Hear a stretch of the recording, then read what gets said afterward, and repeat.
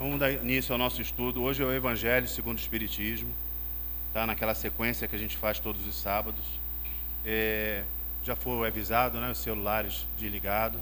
Nesse momento inicia o trabalho da casa, tá? Vamos esquecer os problemas lá fora, as preocupações, para que a gente possa ter um momento de comunhão com Cristo, né? Na oportunidade de recebermos aquilo que viemos buscar, né? O esclarecimento, nos dando oportunidade de agir melhor nesse mundo físico, né? Vamos fazer a nossa oração para dar início ao nosso trabalho, a oração que Jesus nos ensinou. Pai nosso que estás nos céus, santificado seja o vosso nome, venha a nós o vosso reino, seja feita a vossa vontade, assim na terra como nos céus. O pão nosso de cada dia nos dai hoje. Perdoai as nossas ofensas, assim como nós perdoamos os nossos devedores. Não nos deixeis cair em tentação, mas livra-nos do mal, pois a ti pertence a glória, o poder e a misericórdia, por todos os séculos e séculos. Que assim seja, graças a Deus. Graças a Deus. Então nós paramos ali no capítulo 17, né? O homem de bem. Ainda estamos falando no item 3 lá, do homem de bem. Vamos lembrar um pouquinho, né? O que o Evangelho diz para a gente com relação ao homem de bem. Então, o verdadeiro homem de bem é aquele que cumpre a lei de justiça, amor e caridade, né? Nós falamos muito sobre isso. O homem de bem é bom, humano, benevolente para com todos, sem distinção de raça, nem de crença, porque em todos os homens vê irmãos seus. Então, fica bem claro, né? Sem distinção de raça e de crença, né? Porque nós sabemos que todas as crenças são importantes, desde que sejam direcionadas, né, a Jesus e a Deus. Então, muitas vezes nós temos um certo preconceito com relação à religião que não é nossa. Todas as religiões são importantes, né? A gente sempre pensa assim, toda vez que nós vimos abrir um ponto de luz na nossa rua, uma igreja, né, onde ali vai ser falado em Jesus, vai ser trazidos os ensinamentos do Evangelho, nós temos que dar graças a Deus, né? Ai de nós se não houvesse essa diversidade de religião, de crença, né, que faz com que cada um, dentro do seu patamar de compreensão, consiga entender o caminho do bem, o caminho da sua modificação. Então nós temos que dar graças a Deus, né? Mais um ponto de luz para que possa realmente as pessoas terem oportunidade de enxergarem um caminho diferente que estão seguindo. Então, claro isso, é importante todas as religiões. Respeita nos outros todas as convicções sinceras e não lança anátema aos que como ele não pensam, né? Então não lança negação aqui com eles não pensam. Então o homem de bem, né, não julga. Jesus não falou para nós? Não julguem. Cada um está no seu ponto de compreensão, né? Muitas vezes aquela pessoa não pensa igual a você, mas por outro lado também não teve as oportunidades que você teve de compreensão, né, de ensinamento. Então é importante que a gente não julgue, respeite as pessoas do jeito que elas pensam, né? É claro que o seu bom comportamento, a sua boa atitude, a sua boa conversa, pode modificar muito. Porque o que mais modifica é o exemplo. O exemplo. Não quer modificar alguém para o bem? Exemplifique. Porque foi assim que Jesus fez conosco. Colocou em prática aquilo que ele nos ensinou. É indulgente para as fraquezas alheias, porque sabe que também necessita de indulgência e tem presente esta sentença do Cristo: atire a primeira pedra aquele que se acha sem pecado. Então isso é muito forte, né? Quando Cristo citou essa frase aí: atire a primeira pedra aquele que não tem pecado. A gente gosta de julgar, né? Nós observamos com muita facilidade os defeitos do outro, mas a gente esquece dos nossos defeitos, que são observados com muito mais intensidade do que a gente imagina, né? Então atire a primeira pedra aquele que não tem pecado, né? O que é indulgência? Alguém pode falar? A gente aí? É estudo, gente. Participação. Nós estamos com o microfone aqui. Só uma reflexãozinha do que é indulgência. Porque falamos muito isso na nossa doutrina. E em várias outras doutrinas, né? A questão da indulgência. O que é indulgência? Para ficar claro para a gente. Vamos, gente. Alguém tem dúvida? Quem tem dúvida? Que é indulgência? Quem não tem dúvida? Quem não sabe nada, não quer saber? Vamos lá, gente. Indulgência, né? Indulgência, a própria palavra, né, diz para nós que precisamos respeitar o outro da forma que ele pensa, né? Ter indulgência é não criticar. Ter indulgência é não fofocar. Ah, mas fofoca, adoro fazer uma fofoca. Não fofocar. Se você estiver num meio em que as pessoas estiverem falando de alguém, procure achar uma qualidade naquela pessoa, porque todos nós temos. Somos espíritos velhos, já caminhamos muito e já absorvemos algumas coisas positivas, com certeza. Procure achar, para que você possa exaltar essa coisa boa e a conversa possa ali ser terminada, né? Então, ter indulgência é não falar do outro, né? Não criticar as atitudes do outro, porque com certeza, quando assim fizermos, também farão conosco, né? Queremos que as pessoas nos compreendam da forma que a gente é, ainda com a nossa ignorância, a nossa forma de pensar, que é muito aquém da realidade que o Cristo faz, mas queremos ser respeitados. Quem não quer ser respeitado? Não é verdade? Então, se a gente quer ser respeitado dentro da nossa condição ainda de compreensão, mesmo que seja uma compreensão ainda defeituosa, cheia de preconceitos, né? Mas queremos que as pessoas entendam o ponto em que a gente ainda caminha. Nós todos somos parecidos, por isso estamos nesse mundo de prova e expiação. Tem gente que acha que não é desse mundo, né? Você, eu não sou desse mundo, não, esse mundo é muito ruim. Tenha certeza que você pertence a esse mundo, senão não estaria aqui, né? Então, todos nós somos parecidos em níveis de evolução, em níveis de vibração, né? Alguns têm uma qualidade, o outro tem outra, né? Alguns são mais fortes em um peito, o outro em outra. Nós somos parecidos, todos nós estamos caminhando em direção ao crescimento, ao esclarecimento, ao amadurecimento espiritual. Por isso não podemos criticar, temos que considerar o outro dentro daquela condição de pensamento, né? Porque a crítica não ajuda em nada, né? Quando nós não queremos auxiliar, não atrapalha, porque a própria crítica é uma energia de baixa vibração. Que falamos mal do outro, baixamos o nosso patamar vibratório e aí damos vazão às invasões espirituais, os processos obsessivos, né? Então, somos enxergados pelos espíritos que estão ainda numa condição inferior na escala evolutiva, toda vez que nós tomamos uma atitude de baixa vibração. A crítica, a não consideração, como o outro ainda caminha, né? A fofoca, não é verdade? Tudo isso faz com que a gente baixe a nossa vibração. Então, muitas vezes acontece uma dorzinha de cabeça que a gente não sabe de onde veio. Estava tão bem, me deu uma dor de cabeça agora, né? É a baixa vibração, é a aproximação daqueles que estão pensando igual a você, que estão vibrando energeticamente igual a você, porque nós nos atraímos pela afinidade. A mesma afinidade que nós temos no mundo físico, né? A gente não fica perto das pessoas que pensam igual a gente, não é melhor assim? Né? No mundo espiritual, como espíritos, somos exatamente assim. A nossa companhia espiritual são aqueles irmãos que pensam e vibram igualzinho a gente, né? Então, para que a gente possa melhorar a nossa companhia espiritual, precisamos, né, dessa questão do falar mal do outro, da falta de consideração e de respeito com a posição do outro. Não é verdade? Quem somos nós? Atire a primeira pedra, aquele que não tem defeito. Jesus foi muito assertivo, como sempre foi, né? Nessas frases que bate na nossa consciência como uma condição de despertar mesmo. Quem somos nós, né? Achamos que somos muita coisa, não somos não. Nunca se compraz em rebuscar os defeitos alheios, nem ainda em evidenciá-los.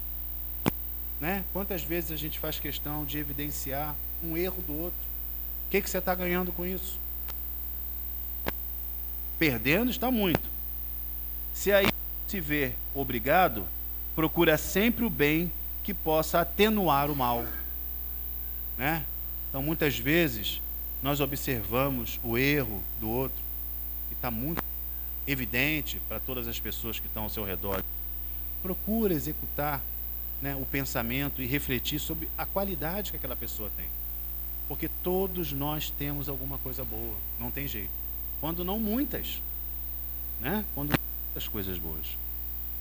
Estuda suas próprias imperfeições e trabalha insensatamente em combatê-las.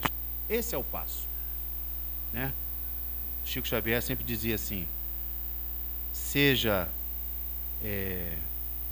rígido com você mesmo, né? Não essas palavras que ele usou, mas complacente com o outro. Cobre de você. Nós temos que observar a nós mesmos. Esse é o trabalho.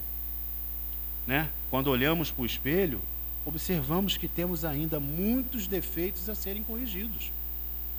Quantas coisas ainda é difícil para a gente? Né? Quantos de nós temos dificuldade ainda com a questão do egoísmo? Quantos de nós temos dificuldade ainda com o orgulho, né? A vaidade, o preconceito? A pessoa diz assim: eu não tenho preconceito, desde que não seja comigo, né? Com a minha família, com os meus. Preconceito, ele tem uma extensão tão grande de compreensão, que às vezes a gente acha que o preconceito vem só da cor, ou vem só da condição social. Preconceito é preconceito, é um conceito daquilo que você nem sabe. Você cria um conceito daquilo que você nem conhece, né? Então, preconceito é desrespeito, é falar daquilo que você não entende. O que é preconceito religioso? Ah, eu não gosto da doutrina evangélica. Você conhece? Você vai lá? Você frequenta? Você sabe como é que é a doutrina, como é que eles estudam lá? Qual é a compreensão que é passada para eles? O que eles acreditam? Ah, não, eu nunca fui lá. Por que você diz que não gosta? Preconceito. Né? É igual você dizer que não gosta de maçã e nunca ter comido a maçã. Ah, eu não gosto de maçã. Você já comeu? Não, mas eu já acho que não gosto. Preconceito. Né? Então, nós precisamos tirar isso do nosso coração. Né? Preconceito é uma atitude, um pensamento nosso muito negativo, porque faz com que a gente primeiro não compreenda nada, nos fechamos para entender a outra coisa, né? E depois estamos ali sempre agredindo com o nosso pensamento de baixa vibração. Todos os esforços emprega para poder dizer no dia seguinte que alguma coisa traz em si de melhor do que na véspera. Então, quer dizer, o homem de bem, ele se preocupa em cada dia ser melhor do que o dia anterior. E a gente precisa fazer essa reflexão. Temos dito isso aqui várias vezes. Terminou seu dia, cheguei em casa do trabalho, né? Acabou as atividades materiais. Vamos fazer a nossa reflexão. É 5 minutos, 10 minutos que você vai gastar. Às vezes nem isso. Como é que foi seu dia, desde a hora que você levantou? As pessoas que você encontrou, qual foi seu comportamento? O que você disse para as pessoas? Será que foi agressivo? Será que não foi? Será que ajudou a pessoa a pensar de uma forma melhor ou não foi? Né? Será que você conseguiu naquele dia perdoar mais? Ser menos indulgente? Ser menos preconceituoso? Né? Então é esse trabalho que nós temos que fazer conosco. Para quê? Para nos prepararmos para o dia seguinte. Quando levantarmos, aquele erro que eu observei ontem, hoje eu preciso fazer diferente. Esse é o trabalho que nós temos que fazer conosco mesmo. Quando acontece isso, essa preocupação conosco, nós não vamos ter tempo para observar o erro do outro. Né? Quando você tem o trabalho de se preocupar contigo mesmo, você não tem tempo para observar o erro do outro. Então você está começando realmente a caminhar no seu processo evolutivo. Não procura dar valor ao seu espírito nem aos seus talentos e à expensa de outro. Aproveita ao revés, todas as ocasiões para fazer ressaltar o que seja proveitoso aos outros, né?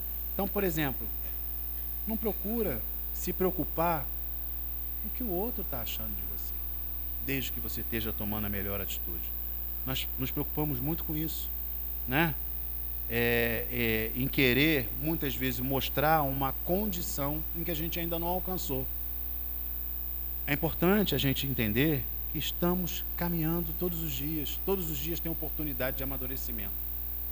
Todos os dias é como se fosse uma nova reencarnação, né? Fazer de novo. Hoje eu quero fazer melhor do que ontem. E aí a gente se despreocupa com aquilo, né, que o outro está achando de nós. Não se envaidece da sua riqueza, nem de suas vantagens pessoais, por saber que tudo o que lhe é dado pode lhe ser tirado. Né? Quantas vezes a gente acha que é melhor que o outro porque tem um carro bonito, porque mora num lugar bom? Não, porque eu sou melhor que o outro. O outro mora mal pra caramba, mora numa comunidade, mora... Quantas vezes a pessoa mora num lugar difícil, né? De difícil acesso, de difícil convivência, está ali a trabalho, auxiliando aqueles que estão ali em condições ainda de ignorância severa.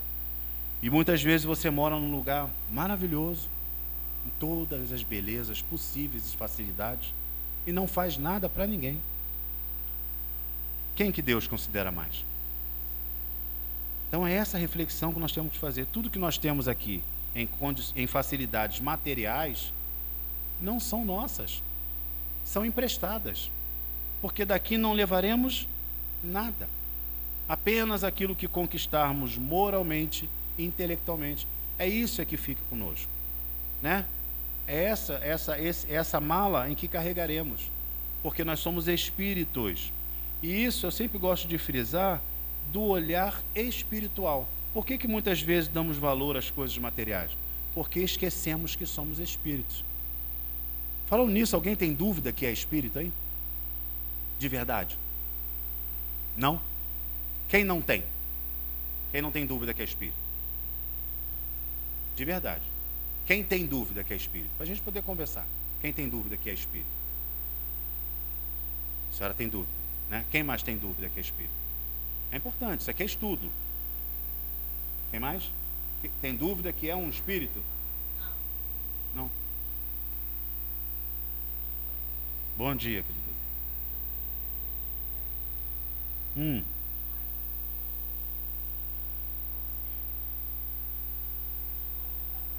Sim.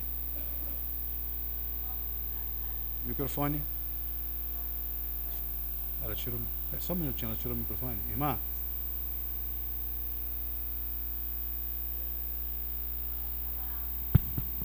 Tem outro aqui. Mas é por causa da gravação. Por causa da gravação. Só um minutinho.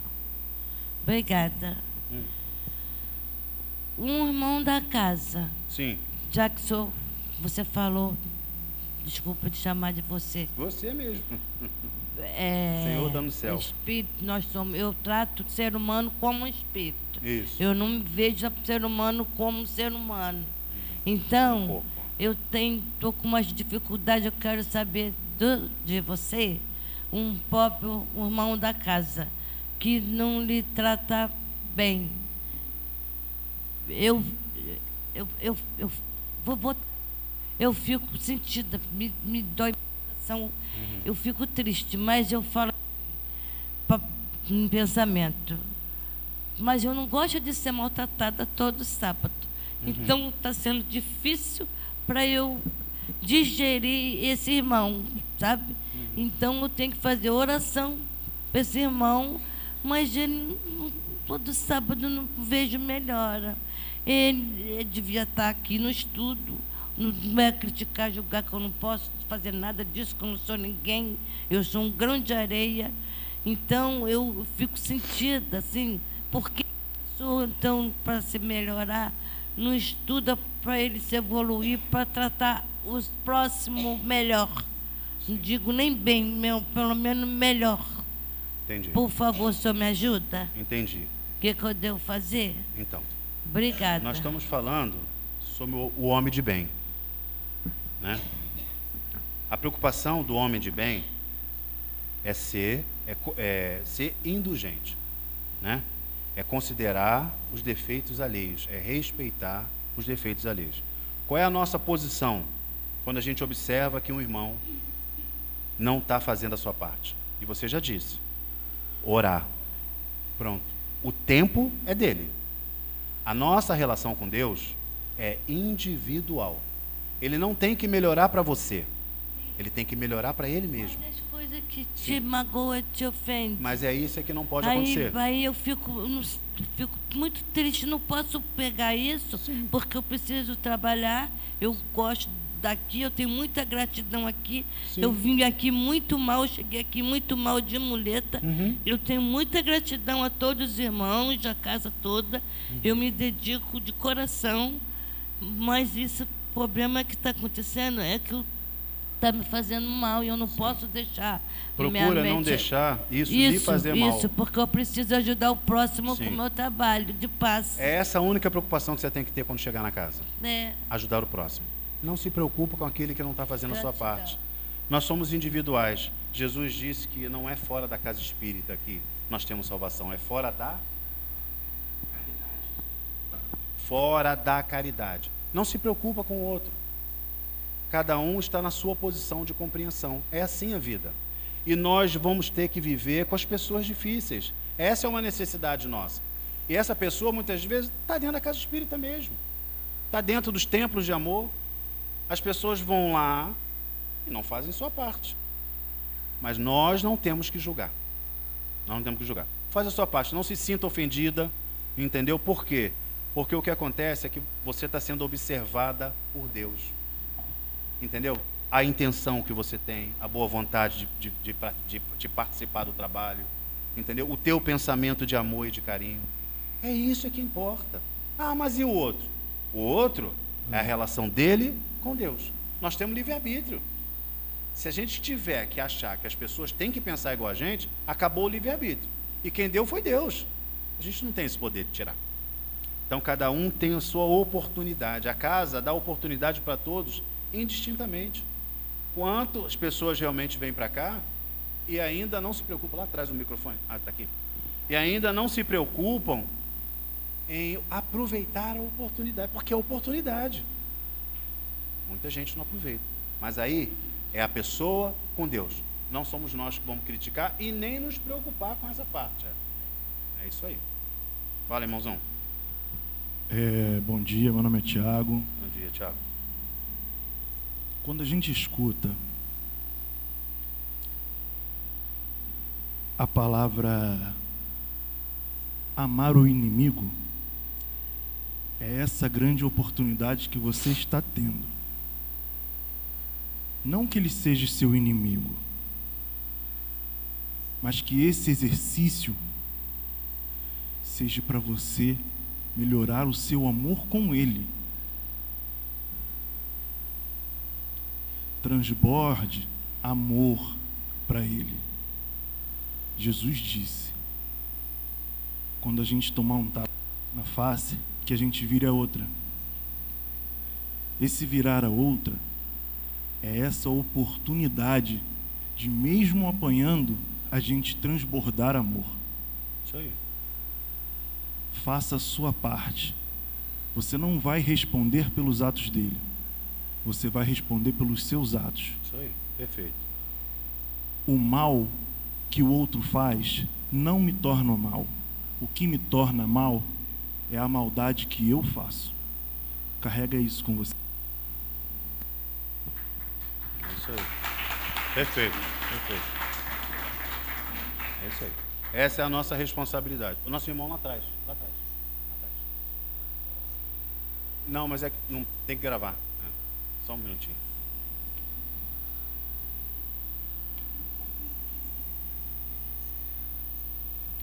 Eu sou Estácio. Bom dia, irmão. E bom dia a todos. Quando eu destaquei a prece que a divindade maior nos passou, assim como nós perdoamos aos nossos devedores. Muitas vezes nós não sabemos que nós não estamos perdoando os nossos devedores, e o exemplo foi dado pela irmã. É isso aí. Porque nós apenas mentalizamos a prece, a letra da prece, e não nos colocamos dentro daquilo que a prece está nos passando. Não absorvemos, né? Então, quando nós rezarmos o Pai Nosso, o assim como nós perdoamos os nossos devedores, traz um alento para a dúvida que a nossa irmãzinha está tendo aí. E todos nós temos. E simplesmente passamos por cima, apenas lembramos da prece. Perfeito. Obrigado, irmão. Mais alguém quer falar sobre nossa irmã aqui?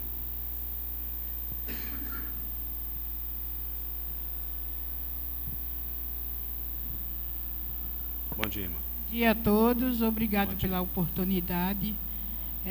Eu, desde pequena, que eu tenho uma iluminação espiritual muito acentuada. Porém, eu não sabia, eu não conhecia espiritismo, não conhecia nada. Eu só tinha medo de alma, né? Mas eu tinha tanto medo de alma que quando dava assim umas 4 horas da tarde, eu me enrolava todo no lençol branco, com cabeça, com tudo, para as almas não puxar minhas orelhas. Mesmo assim você via, né? E assim eu fui crescendo, né? Isso é desde criança, eu fui crescendo. Em alguns momentos eu perdi a voz, quando tinha alguma coisa assim que eu não sabia como me expressar, eu ficava sem voz durante um tempo, né? E depois ela voltava naturalmente. E eu sempre tive vontade, né? Era um anseio que eu tinha de eu ser uma médica, como é que se diz?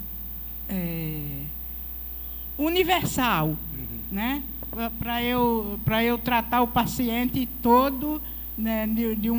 Para não ficar, bota para lá, bota para cá, bota para lá. Então eu queria ser uma clínica geral. Tratamento holístico, completo. Eu queria ser uma clínica geral, mas eu queria trabalhar para os necessitados, né? Sim. Porque, assim, quem tem dinheiro não tem muito problema, né? Apesar de que dinheiro não compra saúde. Uhum. E Papai do Céu me agraciou com esse problema de psiquiatria, né? Porque no momento em que eu tive a primeira crise, eu fui internada como doente mental. E eu não estava doente, não me aceitava, não queria, né? Mas mesmo assim eu tive que ficar lá por 15 dias, onde eu vim aprender coisas que do lado de fora a gente não entende. Então lá foi um aprendizado para mim, tipo uma escola. Uhum. Depois eu fui fazer tratamento com a psiquiatria. Ela disse que se eu não tomasse o remédio, eu ia ter crise cada vez mais forte. Sim. Eu sempre me recusei ao remédio. Até tomava quando eu estava na crise bem forte mesmo, que sabe aquela crise de pintar tudo com a tinta dos meus olhos, que não é normal.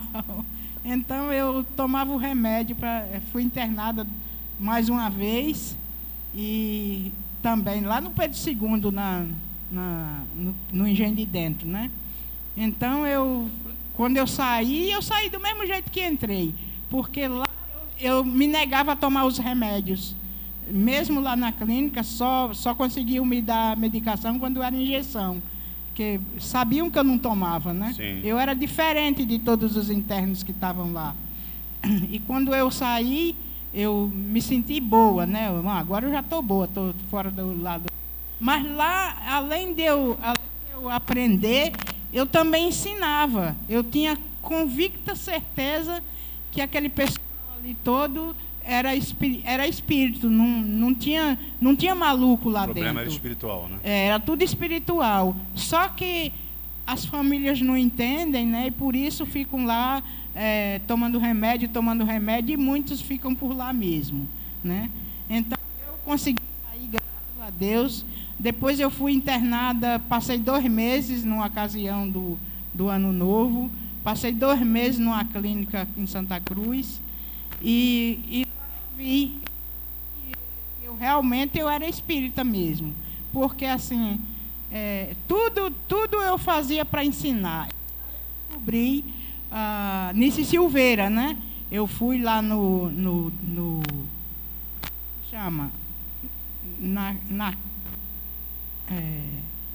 onde eles fazem os desenhos, todos que estão internados, que fazem os desenhos, eles fazem os desenhos maravilhosos. E daí eu comecei a juntar coisa para fazer também. Só que eu nunca consegui fazer nada. Eu sempre doei as coisas para os outros fazer, mas eu mesmo nunca fiz nada. E o meu sonho mesmo de ser doutora, eu vim aprendendo com o tempo, trabalhando. Eu não estudei intelectualmente, Sim. mas espiritualmente eu gosto muito de ler. E foi onde eu me parei lá no Allan Kardec, na Tijuca, e comprei um livro chamado A Vida Fora da Matéria. Era como eu estava me sentindo na ocasião, vivendo fora da matéria. E daí eu fiz um tratamento lá de 9 meses, até eu chegar na cromoterapia, né? Quando eu cheguei na cromoterapia, eu fiz um lance assim de ajudar um cristão na rua, e logo entenderam que aquilo não era normal e me internaram de novo. Entendeu? Mas eu gostava de ficar internada, porque lá eu brincava com os meninos, com todos, né? Eu ensinava e aprendia com a enfermagem. Sim. Né? Então, no que eu aprendi, aí eu, assim, fui... Minha mãe criou a gente com chá, com coisa, com tudo, e eu acabei me tornando a médica que eu queria, ou que eu quero. Isso aí. Né? Aqui, e o meu desejo de trabalhar na casa aqui foi muito grande. Eu fui aqui encaminhada pela irmã Vilma, que eu não sei se ela se encontra na casa, né? Ela bateu, a gente estava conversando no Guanabara e ela me indicou essa casa aqui e eu vim. E eu creio que aqui sim é o meu lugar de trabalhar como médica, né? E como paciente, porque no momento eu estou precisando ser curada para poder eu curar as pessoas. Sim. Graças Entendeu? a Deus. Eu estou fazendo o tratamento aqui com o doutor Fritz, com o doutor Paixão e com as meninas do Riqueiro. Estou tratando do meu corpo, né? Para poder, com o meu corpo tratado, minha alma bem protegida, eu poder cuidar Conseguir de todos trabalhar com muita saúde. Tá bom? Obrigado, e irmã. parabéns pelo Dia das Mães amanhã para todas vocês. Então, Obrigado pela oportunidade. obrigado. Vocês observaram que a pergunta foi feita quem tem dúvida de que é um espírito. A nossa irmã explicou, né? Quando nós tivermos dúvida que somos um espírito, né, começamos a observar o sexto sentido. Foge dos 5 materiais, tem o sexto, que é a intuição, que é a visão em que não é a visão material, que é a percepção que não é a percepção material. Nossa irmãzinha lá, né? Que tem dúvida. Observa aquilo em que não é matéria. Aquilo que não é matéria, porque a gente tem essa intuição, a mensagem que chega, a ideia que a gente acha que surgiu de onde essa ideia do nada. O nada não existe. Se o nada não existe, essa ideia veio de alguém. E se não é um alguém encarnado, como você conhece, é algum espírito desencarnado, seu mentor, quando é uma ideia boa. Então nós precisamos ter esse exercício para que a gente possa entender a condição espiritual. E por que eu digo isso? Porque nós, ainda encarnados, precisamos executar a visão e a audição e a percepção espiritual. Isso vai facilitar a nossa convivência. Olha o exemplo que a nossa irmã deu aqui. Por isso que a participação é importante. Olha o exemplo que a nossa irmã aqui, a dificuldade que ela tem com o outro. Se ela tiver a visão espiritual, a dificuldade vai acabar. Porque ela vai entender a posição que o outro está. Agora, a visão material, você fala, opa, né? Não quero ser maltratada. Como assim? Como que eu posso ter paciência se não tiver ninguém para tirar minha paciência?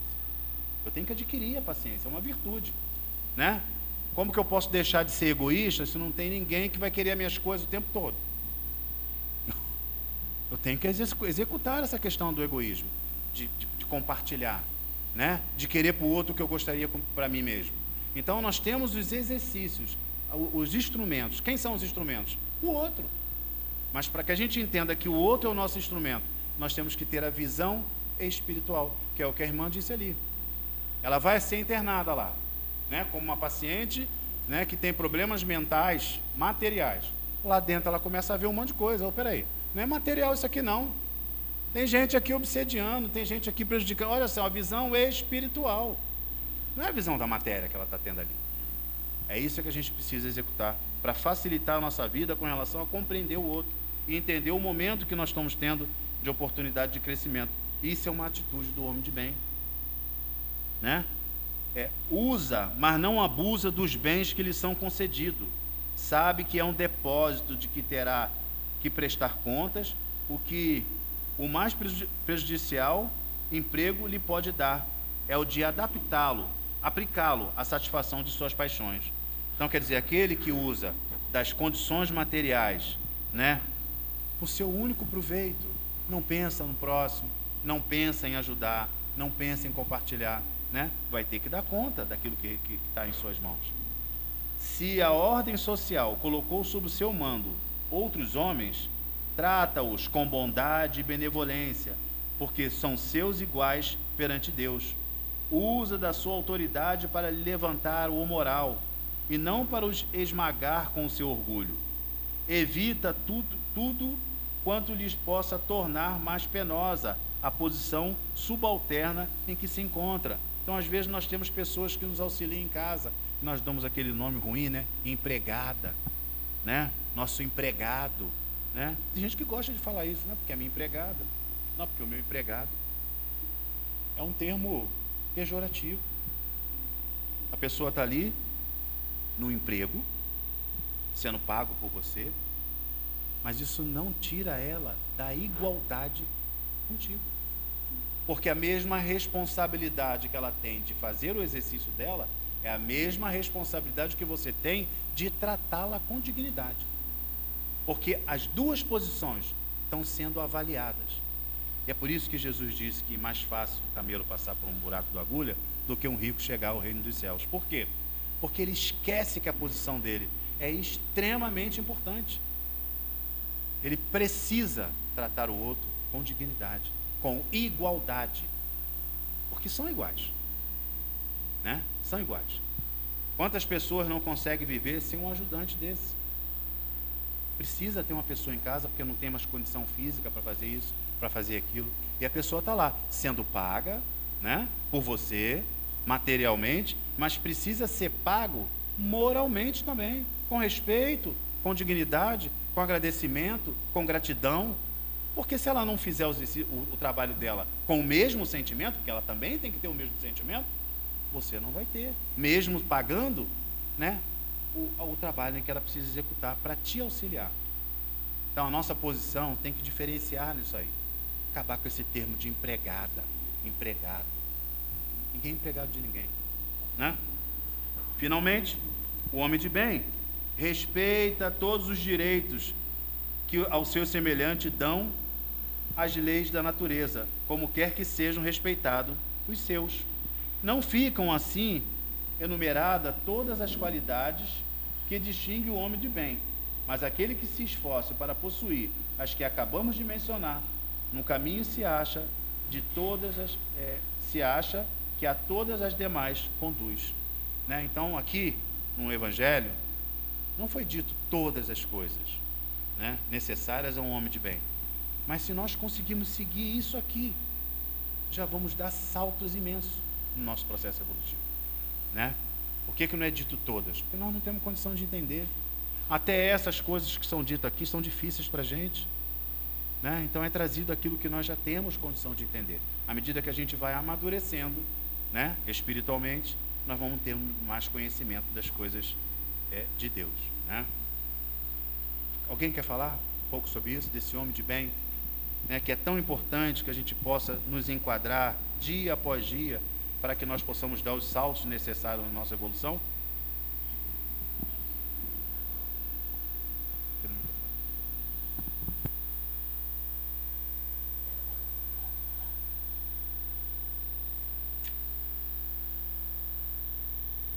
Ligou? Só um minutinho.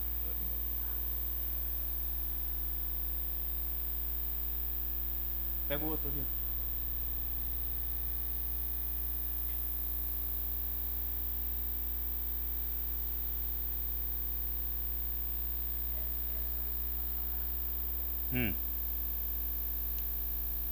Pode falar. Não é empregado, ah?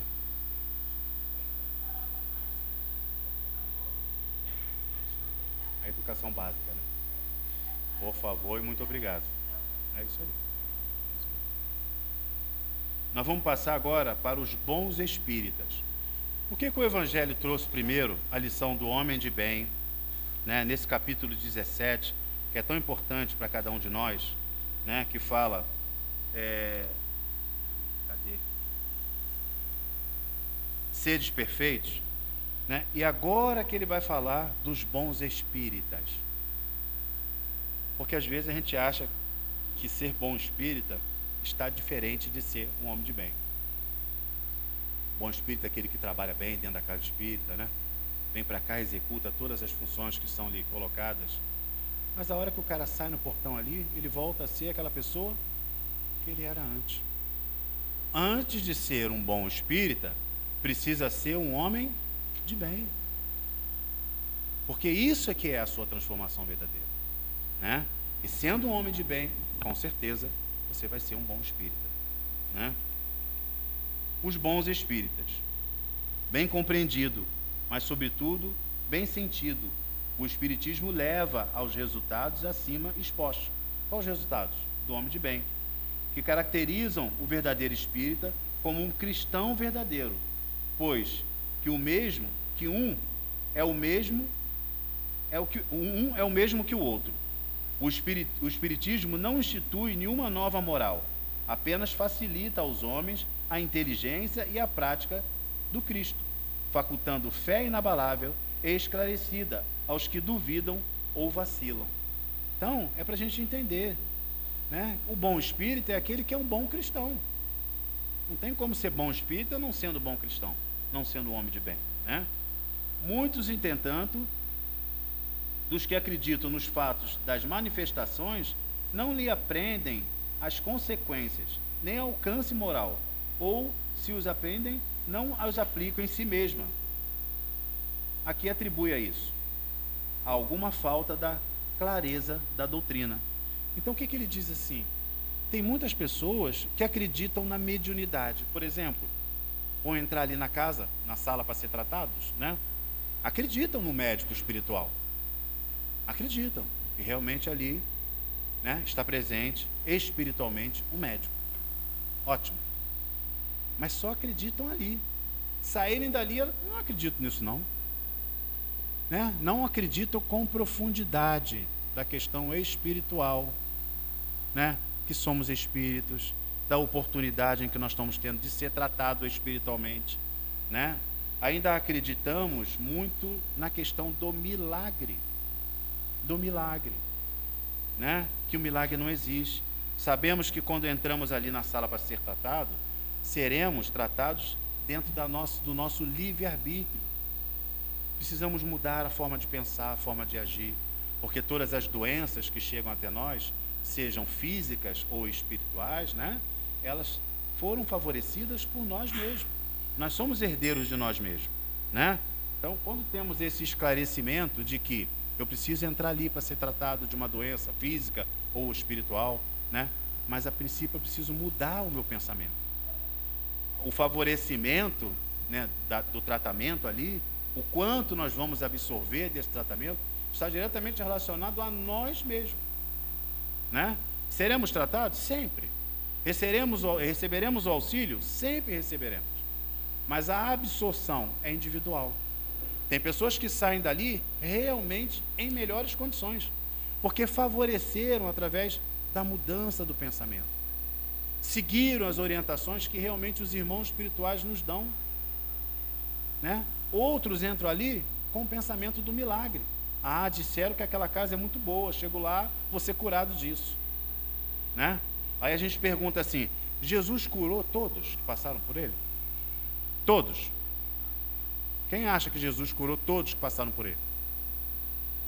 Não curou. Por que Jesus não curou todos? Com a capacidade moral que ele tem. Por que não? Porque depende da pessoa, do posicionamento individual de cada um de nós. Aqueles que estavam em condições de ser curados, porque já estavam em modificação moral, né, foram curados. Mas ele disse: vá e não peque mais. Pode falar que está descarregado.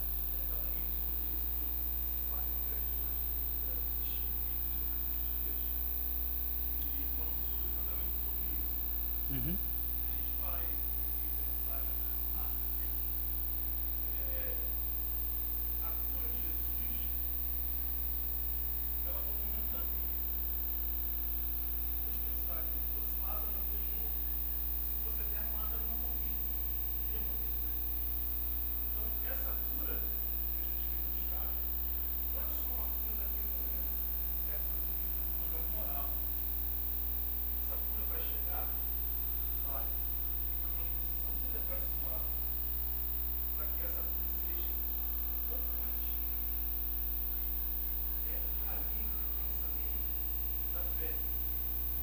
raciocinado.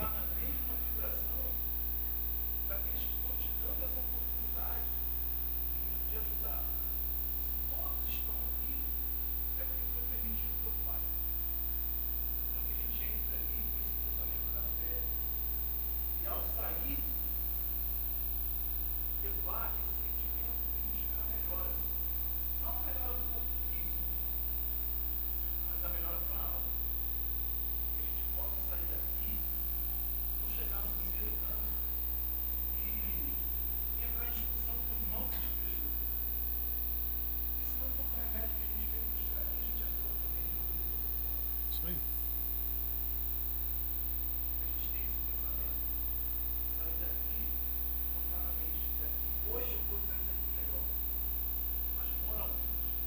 É isso aí. E é isso que a gente fala da questão do livre-arbítrio. Né? Nós temos essa liberdade de absorver realmente aquilo que é dado para nós, né? A cura realmente da alma, do espírito, e consequentemente, quando o corpo espiritual melhora, o corpo físico vai melhorar. Né? Essa cura está dentro da nossa responsabilidade. Nós estamos o tempo todo livres para decidir a nossa vida saudável ou a nossa vida doente. Por isso que Jesus disse, vai e não peque mais. Gente, nós vamos ter que parar por aqui.